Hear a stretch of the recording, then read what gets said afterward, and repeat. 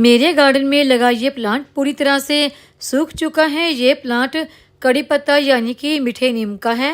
वैसे तो कड़ी पत्ता के प्लांट पर जल्दी कोई भी फंगस वगैरह या फिर मिली बग या कीटों का अटैक नहीं होता है, लेकिन पूरी तरह से सूख चुके और मरने के कगार पर पहुंचे इस कड़ी पत्ते के प्लांट को हम किस तरीके से बचा सकते हैं, इसे कौन कौन सी खाद दें और किस तरीके से इस प्लांट की केयर करें, आज की हमारी वीडियो इसी के बारे में होने वाली है।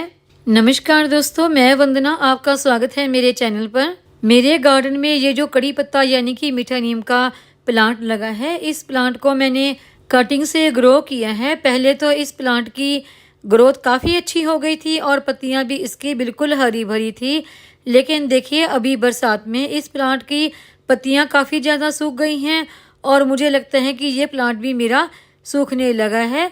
हमारे पौधों के साथ ये प्रॉब्लम ज़्यादातर बहुत ज़्यादा सर्दी, बहुत ज़्यादा गर्मी या फिर बरसात में आती है। बरसात में जब कई दिन तक लगातार बारिश होती रहती है तो उस वजह से भी हमारे पौधे सूखने लगते हैं। सबसे पहले तो देखिए इस प्लांट के गमले में कोई भी अनवांटेड सा घास फूस उग गया है, उसे आप निकाल दें, गमले को अच्छी तरह से क्लीन कर दें।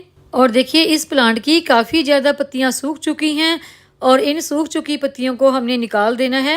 अगर आपका भी कोई प्लांट सूख रहा है तो उस प्लांट की ब्रांच को थोड़ा सा खुरच कर देखिए। अगर उसकी ब्रांच हरी है तो ठीक है, अगर हरी नहीं है तो जितनी भी उसकी ब्रांच सूख चुकी हैं उन ब्रांच को आप कटर की हेल्प से निकाल दें।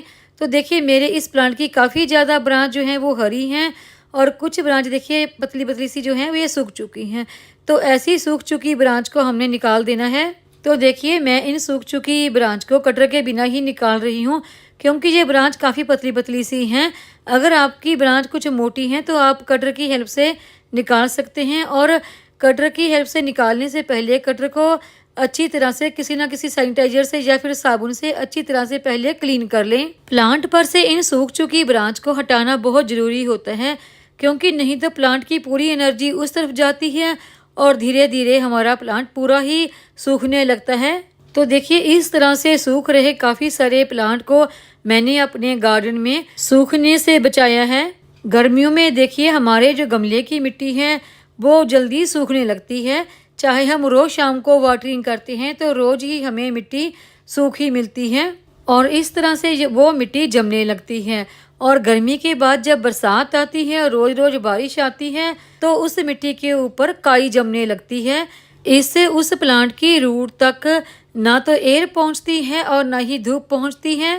तो यानी कि उस हमारे प्लांट को धीरे धीरे फंगस लगने लग जाती है नीचे से उसकी रूट को। प्लांट की रूट तक एयर और धूप दोनों पहुंचे तो उसके लिए हमें अपने गमले की मिट्टी की हर हफ्ता 10 दिन के बाद अच्छी तरह से गुड़ाई करते रहना है। लेकिन गुड़ाई को हमने प्लांट की जो रूट है उससे थोड़ा दूरी पर ही करना है, क्योंकि प्लांट की रूट बिल्कुल भी डिस्टर्ब ना हो।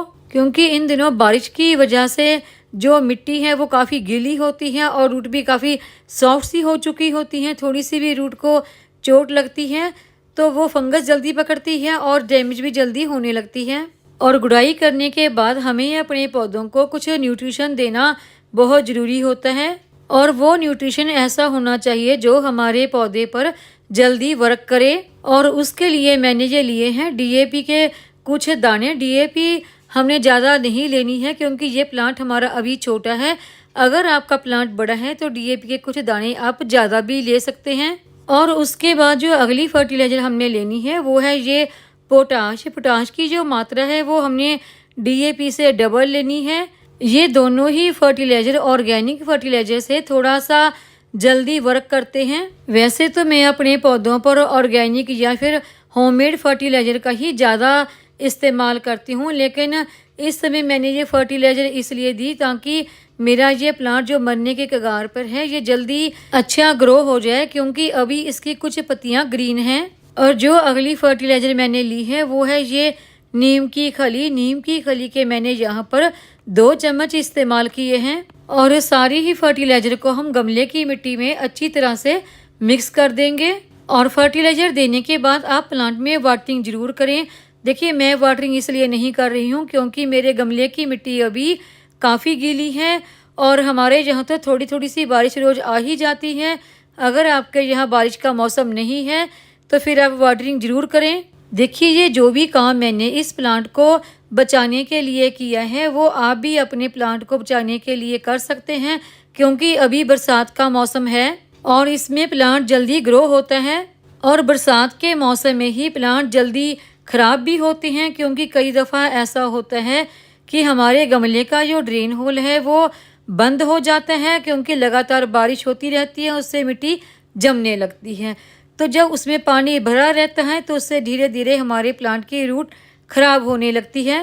फिर या तो आप गमला चेंज कर दें या फिर नीचे से ड्रेन होल को खोलने की कोशिश करें और गमले की मिट्टी की समय समय पर गुड़ाई करते रहें, ताकि गमले की मिट्टी भुरभुरी बनी रहे। और जब आपका प्लांट धीरे धीरे हरी पत्तियां निकालने लगे, यानी कि प्लांट की ग्रोथ फिर से शुरू हो जाए, तो उस वक्त के बाद से आपने कोई भी केमिकल फर्टिलाइज़र का अपने प्लांट पर इस्तेमाल नहीं करना। फिर आप होममेड फर्टिलाइज़र ही अपने पौधों पर इस्तेमाल करें। उसके लिए आप कोई भी दाल बनाते हैं तो दाल को धो के वो पानी, सब्जियों के छिलकों का पानी, या फिर आप चने बनाते हैं तो उसका पानी, या चावल धोते हैं उसका पानी, ये सब फर्टिलाइज़र आप अपने इस प्लांट को दे सकते हैं। लेकिन अभी जो ये मैंने आज फर्टिलाइज़र दी है तो इसमें से कम 10 दिन के बाद अभी आप नीम की खली का इस्तेमाल करें और उसके बाद ये सब होममेड फर्टिलाइज़र का इस्तेमाल कर सकते हैं। ये फर्टिलाइज़र होममेड आप चाहें तो हर हफ्ता 10 दिन के बाद रिपीट कर सकते हैं। इनका पौधे के ऊपर कोई भी नुकसान नहीं होता। अगर आपका भी कोई प्लांट सूख रहा है तो आप मेरी बताई हुई फर्टिलाइज़र का उनके ऊपर इस्तेमाल करें, तो आपका वो प्लांट फिर से हरा भरा घना हो जाएगा। तो उम्मीद है आपको ये आज की जानकारी की वीडियो पसंद आई होगी। वीडियो पसंद आई हो तो वीडियो को लाइक, सब्सक्राइब, शेयर और कमेंट जरूर करें। बेल आइकन को दबाएं ताकि मेरी आने वाली हर नई वीडियो का नोटिफिकेशन आपको मिलता रहे।